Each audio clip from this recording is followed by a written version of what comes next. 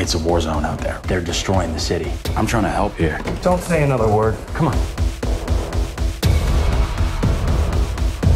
I told you what I saw. What is going on here? It's not that simple. I know exactly who you are.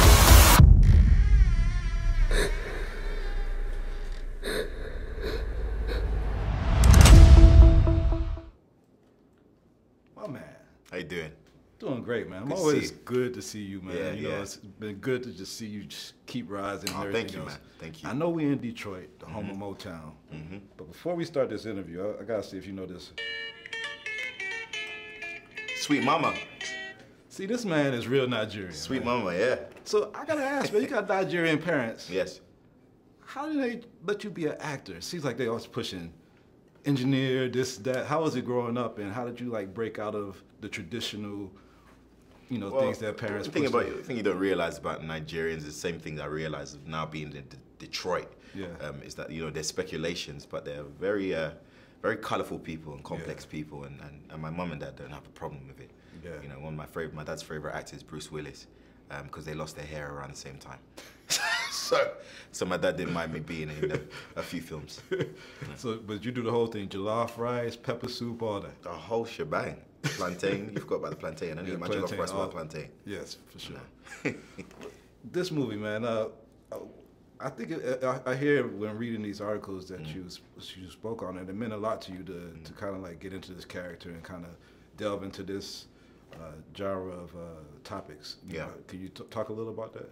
Yeah, definitely. I mean, I just I've always liked projects with a moral story. I've always liked movies that give us information and perspective, and I just think that this was a great opportunity to be a part of that kind of genre with a phenomenal filmmaker and a story that not only kind of, you know, is relevant till today, but it's something that is a consistent conversation. And I just wanted to, you know, just be a part of the movement. And I think there are loads of movies that are socially conscious, and I just think that this was, you know, the best option for me. Fellas, you know, sometimes when a black guy is put in a position of authority, other black guys, they like to single you out, okay? Because I'm not supposed to tell them what to do. When we have these conversations, we do them in stages, okay? Stage 1, witnesses. Stage 2, suspects. What stage are we in? You don't know what stage we're in?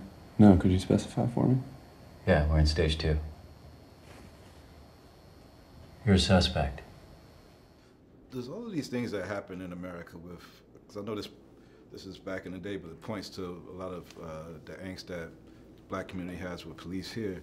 Is all of this things become like of interest in London to black Brits and just Brits there? I mean, do you think that they pay attention to all of these things that's going on here? Well, what's phenomenal about this is not only you know, this sparks a conversation what's happening globally. I think the fact that the poster says it's time we knew. It's time we knew about what happens with race relations in Detroit, but it's also time we knew about what happens with race relations in London, in India, in Brazil, with blacks all over the world. It's a global topic, and it doesn't take much for blacks from everywhere to relate instantly to this kind of story and to have something to say.